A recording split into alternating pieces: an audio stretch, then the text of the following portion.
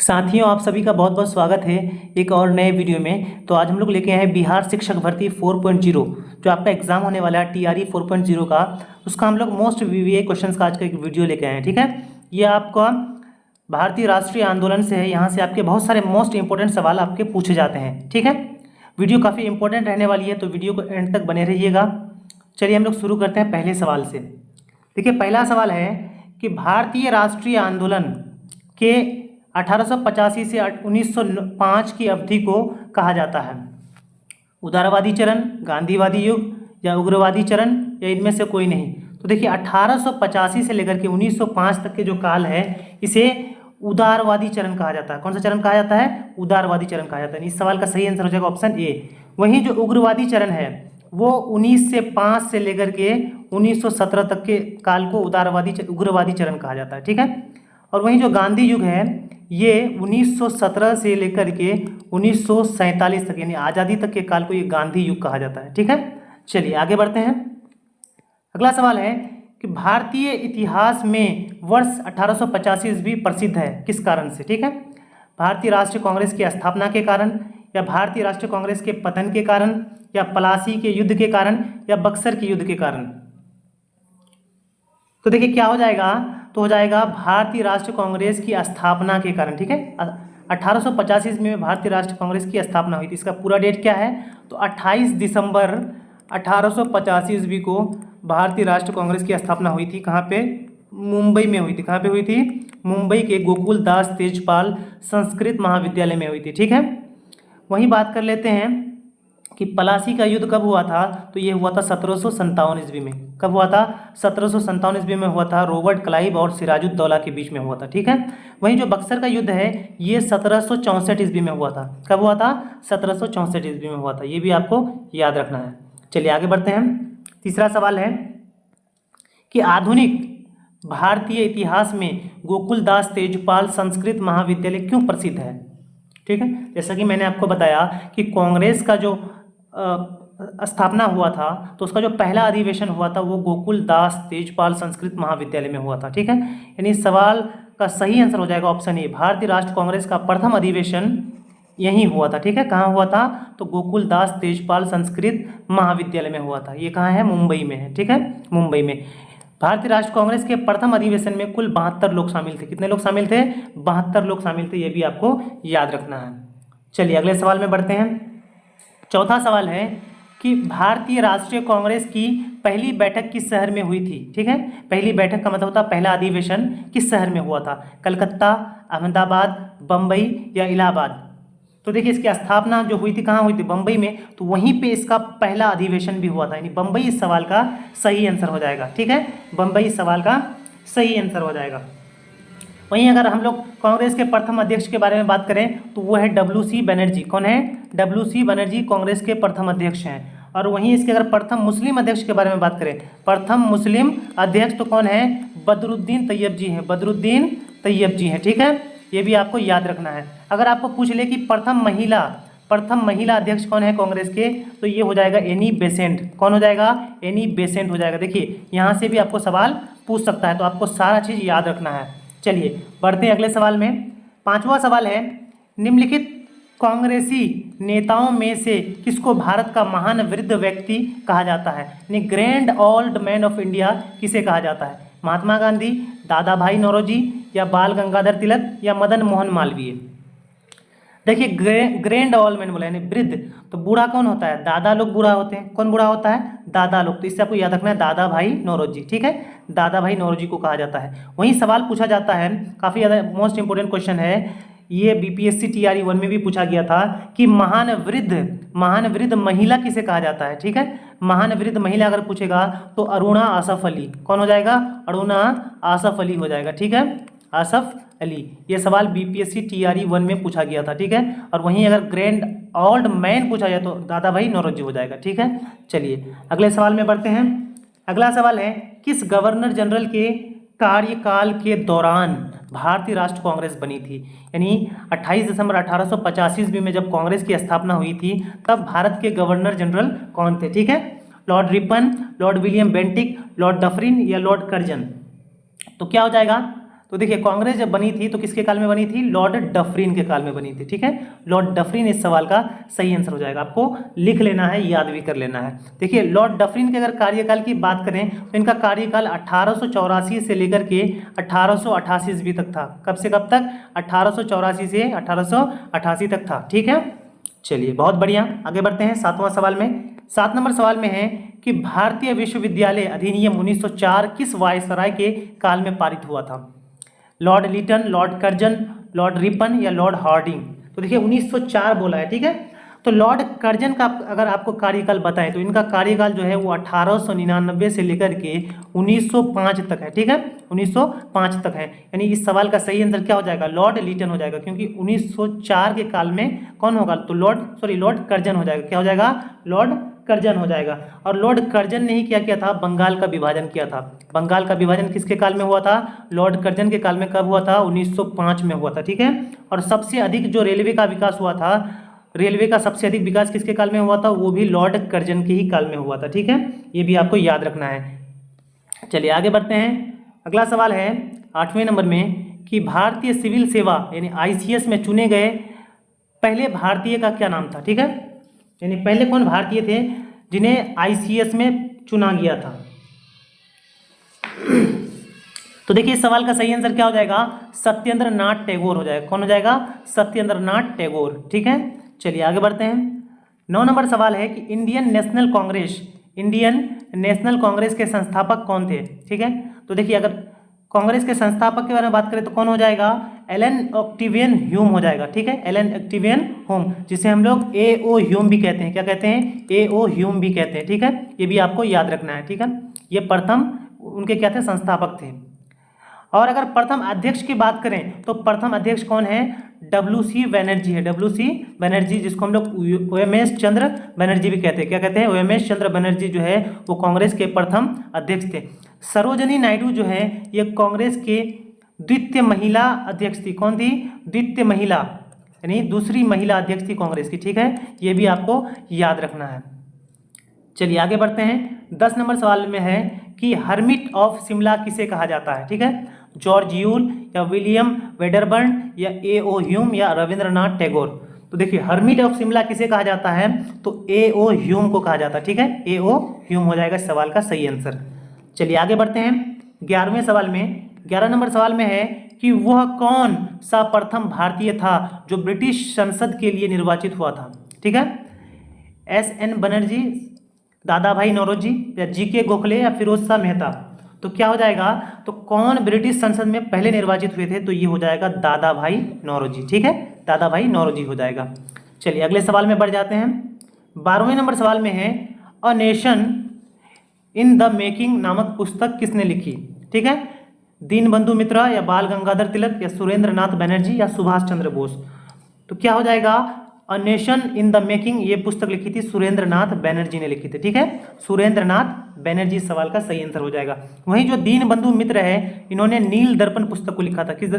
नील दर्पण नामक पुस्तक को लिखा था। इसमें 1917 के चंपारण सत्याग्रह का जिक्र है, चंपारण आंदोलन का जिक्र है, ठीक है। वहीं बाल गंगाधर तिलक ने भी कई किताबें लिखी, उसमें से महत्वपूर्ण है गीता रहस्य। क्या है? गीता रहस्य। ये जो है बाल गंगाधर तिलक की फेमस पुस्तक है। और उसकी दूसरी पुस्तक है आर्कटिक होम। आर्कटिक होम, ये आपको नोट कर लेना है, ठीक है, आर्कटिक होम। अगला जो है सुभाष चंद्र बोस, इनकी पुस्तक का नाम है the Indian struggle. The Indian struggle, ठीक है, द इंडियन स्ट्रगल नाम से पुस्तक किसने लिखी थी? सुभाष चंद्र बोस ने लिखी थी, ठीक है। चलिए आगे बढ़ते हैं। 13वें नंबर सवाल में है किस ब्रिटिश वायसराय ने 1880 के दशक के प्रारंभ में विदेशी शासन के विरुद्ध भारतीय असंतोष को बढ़ाने में महत्वपूर्ण भूमिका निभाई थी? ठीक है, तो देखिए 1880 के दशक में बोला है, तो 1880 में ये हो जाएगा कौन हो जाएगा? लॉर्ड लिटन हो जाएगा, ठीक है, लॉर्ड लिटन। वहीं अगर लॉर्ड लिटन के हम लोग कार्यकाल की बात करें तो इनका कार्यकाल है 1876 से लेकर के 1880 तक, ठीक है। और इसी बीच में उन्होंने 1878 ईस्वी में वर्नाक्यूलर प्रेस एक्ट लाया था। कौन सा एक्ट लाया था? वर्नाक्यूलर प्रेस एक्ट लाया था। इसके तहत सभी समाचार पत्रों को बैन करने का काम किया था, ठीक है। और इन्होंने ही यानी लॉर्ड लिटन ने ही सिविल सेवा की उम्र को 21 वर्ष से घटा करके 18 वर्ष कर दिया था। ठीक है, ये भी आपको याद रखना है। ठीक है, चलिए आगे बढ़ते हैं। 14वां सवाल है कि लिटन द्वारा प्रस्तावित संवैधानिक जनपद सेवा जिसके तहत परीक्षा की आयु 21 वर्ष से घटाकर 19 वर्ष कर दी गई थी, ये कब लागू हुआ था?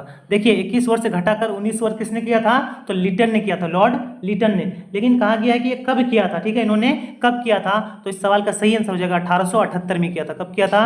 1878 ईस्वी में किया था। ठीक है, चलिए आगे बढ़ते हैं 15वें सवाल में। 15 नंबर सवाल है, इल्बर्ट बिल विवाद किस वायसराय के काल में उभरा था? ठीक है, इल्बर्ट बिल, तो ये किसके काल में? रिपन, लिटन, डफरिन या नॉर्थब्रुक? तो इल्बर्ट बिल जो है वो लॉर्ड रिपन के काल में इसका जो है विवाद हुआ था। ठीक है, और वहीं अगर लॉर्ड रिपन के हम लोग कार्यकाल के बारे में बात करें तो इनका कार्यकाल 1880 से लेकर के 1884 ईस्वी तक था। ठीक है, वहीं लॉर्ड लिटन ने जो वर्नाक्युलर प्रेस एक्ट लाया था, इस प्रेस एक्ट को समाप्त करने का काम किसने किया था? लॉर्ड रिपन ने किया था। ठीक है, ये भी आपको याद रख लेना है। चलिए बहुत बढ़िया, आगे बढ़ते हैं। 16वां नंबर सवाल है कि भारतीय संघ यानी इंडियन एसोसिएशन के संस्थापक कौन थे? दादा भाई नौरोजी, बाल गंगाधर तिलक या A.O. ह्यूम या सुरेंद्र नाथ बनर्जी? ठीक है, तो देखिए भारतीय राष्ट्रीय संघ की स्थापना सुरेंद्र नाथ बनर्जी, किसने की थी? सुरेंद्र नाथ बनर्जी, और उनके साथ एक और भी व्यक्ति थे, उनका नाम था आनंद मोहन बोस। कौन थे? आनंद मोहन बोस थे। ठीक है, आनंद मोहन बोस और सुरेंद्र नाथ बनर्जी ने इंडियन एसोसिएशन की स्थापना की, कब की थी? 1876 ईस्वी में की थी। ठीक है, बाद में ये संस्था कांग्रेस में विलीन हो गई थी। ठीक है, कांग्रेस में मिल गई थी। ठीक है, ये भी आपको याद रखना है। चलिए बहुत बढ़िया, आगे बढ़ते हैं हम लोग 17वें सवाल में।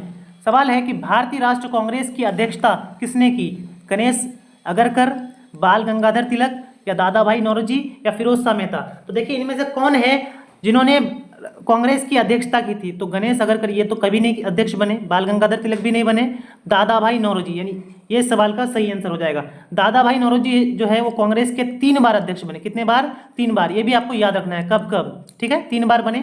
एक बार बने 1886 ईस्वी में। ठीक है, 1886 ईस्वी में। दूसरी बार बने 1893 ईस्वी में।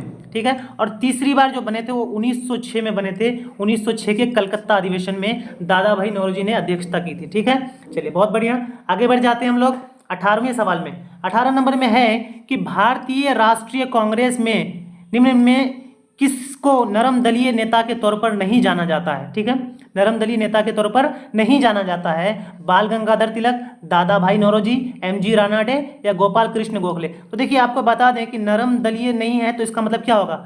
उग्रवादी होगा, यानी गरम दल में होगा। तो गरम दल में जो 3 व्यक्ति महान थे उनका नाम आप कैसे याद रखेंगे? तो लाल, बाल और पाल। लाल, बाल और पाल। लाल से क्या हो जाएगा? लाला लाजपत राय, बाल से हो जाएगा बाल गंगाधर तिलक और पाल से हो जाएगा विपिन चंद्र पॉल। तो देखिए यहाँ पे क्या हो जाएगा? तो इस सवाल का सही आंसर हो जाएगा बाल गंगाधर तिलक, यानी ऑप्शन ए इस सवाल का सही आंसर है। ठीक है, चलिए आगे बढ़ते हैं 19वें सवाल में। 19 नंबर सवाल में है कि भारतीय राष्ट्रीय कांग्रेस की स्थापना किस वर्ष की गई थी? देखिए बच्चों वाला सवाल है कि भारतीय राष्ट्रीय कांग्रेस की स्थापना कब की गई थी, तो ये आपको भी पता है कि कब की गई थी? 1885 ईस्वी में की गई थी। पूरा डेट इसका क्या है? 28 दिसंबर 1885 है। और कहाँ की गई थी? तो बॉम्बे में की गई थी, बॉम्बे में। ठीक है, बॉम्बे के गोकुल दास तेजपाल संस्कृत महाविद्यालय में की गई थी और इसमें कुल 72 लोग शामिल थे प्रथम अधिवेशन में। ठीक है, ये भी आपको याद रखना है। चलिए आगे बढ़ जाते हैं 20वें सवाल में। 20 नंबर में पूछा है निम्नलिखित में से कौन नरम पंथियों में नहीं थे? नरम पंथियों में नहीं थे इसका मतलब क्या होगा? गरम पंथियों में थे। तो GK गोखले, बाल गंगाधर तिलक, RC दत्त या WC बनर्जी? तो जैसा कि मैंने आपको बताया कि बाल गंगाधर तिलक जो है ये उग्रवादी थे, यानी ये गरम दल से थे। ठीक है, तो यही इस सवाल का सही आंसर हो जाएगा। ठीक है, चलिए आगे बढ़ जाते हैं 21 नंबर सवाल में। 21वां सवाल है कि भारतीय राष्ट्रीय कांग्रेस के संस्थापक थे। ठीक है, संस्थापक कौन थे, यानी वो थे क्या थे? तो देखिए यहाँ पे बोला असैनिक सेवक या फिर सामाजिक कार्यकर्ता या मिलिट्री कमांडर या विज्ञानी? तो देखिए इसके जो संस्थापक थे वो कौन थे? A.O. ह्यूम, जिसको हम लोग एलन ऑक्टेवियन ह्यूम भी कहते हैं, इसका पूरा नाम है। ठीक है, और इसे हर्मिट ऑफ शिमला भी कहा जाता है। तो ये थे असैनिक सेवक। ठीक है, असैनिक सेवक थे। ठीक है, चलिए आगे बढ़ जाते हैं 22 नंबर सवाल है कि अधिकतर नरमपंथी नेता थे ग्रामीण क्षेत्रों से, शहरी क्षेत्रों से, या दोनों, ग्रामीण एवं शहरी दोनों से, या पंजाब से। तो देखिए गर्मपंथी का क्या मतलब होता है, जिनमें ज़्यादा गुस्सा हो, और गुस्से वाले वही लोग होते हैं जो पढ़े लिखे नहीं होते, ठीक है। तो पढ़े लिखे लोग नहीं है, इसका मतलब वो कहाँ से थे, ग्रामीण क्षेत्र से थे। और अगर नरमपंथी पूछा है तो नरमपंथी कहाँ से हो जाएगा, शहरी क्षेत्र से हो जाएगा, ठीक है। पढ़े लिखे लोग वो नरम होते हैं, उनका मिजाज नरम होता है, ठीक है। तो ये शहरी क्षेत्र से थे, ठीक है। चलिए आगे बढ़ जाते हैं 23 नंबर सवाल में। 23वां सवाल है कि 1905 में बंगाल विभाजन किस वायसराय ने किया था, ठीक है।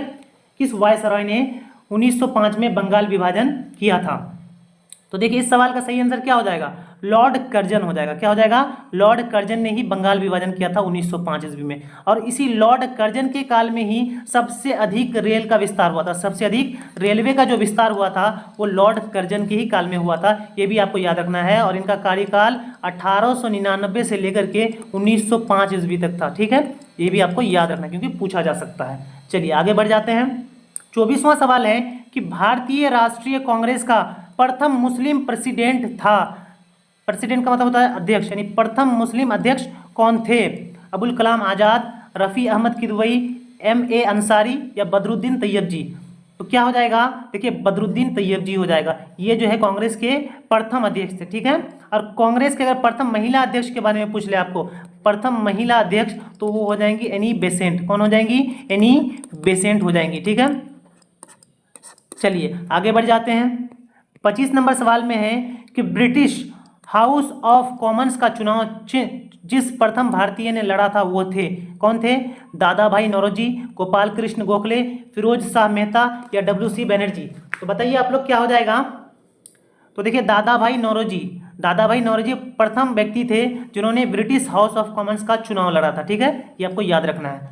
चलिए 26 नंबर सवाल में है कि किसने कहा था कांग्रेस पतन के लिए लड़खड़ा रही है, मेरी सबसे बड़ी अभिलाषा जब तक मैं भारत में हूं कांग्रेस की शांतिपूर्ण समाप्ति में सहयोग करूंगा। देखिए इस सवाल में स्टार मार्क कर लीजिए, काफी ज्यादा इंपॉर्टेंट सवाल है, बार बार आपके एग्जाम में पूछे जाते हैं। तो ऐसा बात किन्होंने कहा था, ऐसा कथन किनका था, तो लॉर्ड कर्जन का था। किनका था, लॉर्ड कर्जन का था, ठीक है। चलिए आगे बढ़ जाते हैं। 27वां सवाल है कि भारतीय राष्ट्रीय कांग्रेस ने के 1905 के बनारस अधिवेशन के अध्यक्ष कौन थे, ठीक है। 1905 में जो बनारस में अधिवेशन हुआ था उनके अध्यक्ष कौन थे, सुरेंद्र नाथ बनर्जी, फिरोज शाह मेहता, गोपाल कृष्ण गोखले, या दिनशा वाचा। क्या हो जाएगा, तो देखिए इस सवाल का सही आंसर हो जाएगा गोपाल कृष्ण गोखले, ठीक है। गोपाल कृष्ण गोखले ही थे 1905 के बनारस अधिवेशन के अध्यक्ष। चलिए आगे बढ़ जाते हैं। 28 नंबर सवाल है कि निम्नलिखित में कौन भारतीय राष्ट्रीय कांग्रेस के स्थापना अधिवेशन में उपस्थित नहीं थे, ठीक है। दादा भाई नौरोजी, या जस्टिस राणा डे, ठीक है, जी सुब्रमण्यम अय्यर, या सुरेंद्र नाथ बनर्जी। तो बताइए क्या हो जाएगा। तो देखिए सुरेंद्र नाथ बनर्जी जो थे वो उस समय उपस्थित नहीं थे, राष्ट्र कांग्रेस के अधिवेशन में, प्रथम अधिवेशन में उपस्थित नहीं थे। चलिए 29 नंबर सवाल है कि निम्नलिखित कथनों पर विचार कीजिए। भारतीय राष्ट्रीय कांग्रेस का प्रथम अधिवेशन कलकत्ता में हुआ था। देखिए कलकत्ता में नहीं हुआ था, कहाँ हुआ था, बॉम्बे में हुआ था, ठीक है। तो ये जो है ये कथन गलत है, ठीक। दूसरा है भारतीय राष्ट्रीय कांग्रेस का दूसरा अधिवेशन दादा भाई नौरोजी की अध्यक्षता में हुआ था। देखिए दूसरा जो अधिवेशन हुआ था ये दादा भाई नौरोजी की अध्यक्षता में हुआ था, ये बात बिल्कुल सही है, ठीक है, ये सही है। भारतीय राष्ट्रीय कांग्रेस तथा मुस्लिम लीग दोनों में लखनऊ में 1916 में अधिवेशन किया तथा लखनऊ समझौता संपन्न हुआ। देखिए क्या हुआ था ना कि मुस्लिम लीग और राष्ट्रीय कांग्रेस के बीच में विवाद हो गया था, ठीक है। और इन दोनों का जो मिलन हुआ था वो कब हुआ था, 1916 के अधिवेशन में हुआ था, ठीक है, और लखनऊ अधिवेशन में, ठीक। ये भी आपको याद रखना है। तो ये भी बिल्कुल सही है। तो यहाँ पे सही कौन कौन है, तो 2 और 3 सही हो जाएगा, यानी सवाल का सही आंसर क्या हो जाएगा, ऑप्शन सी हो जाएगा, ऑप्शन सी। 2 और 3 सही है, ठीक है। चलिए आगे बढ़ जाते हैं। देखिए हमारे इस सेशन का अंतिम सवाल है कि निम्नलिखित में भारतीय नेताओं में कौन एक ब्रिटिश द्वारा इंडियन सिविल सर्विस से बर्खास्त किया गया था, ठीक है।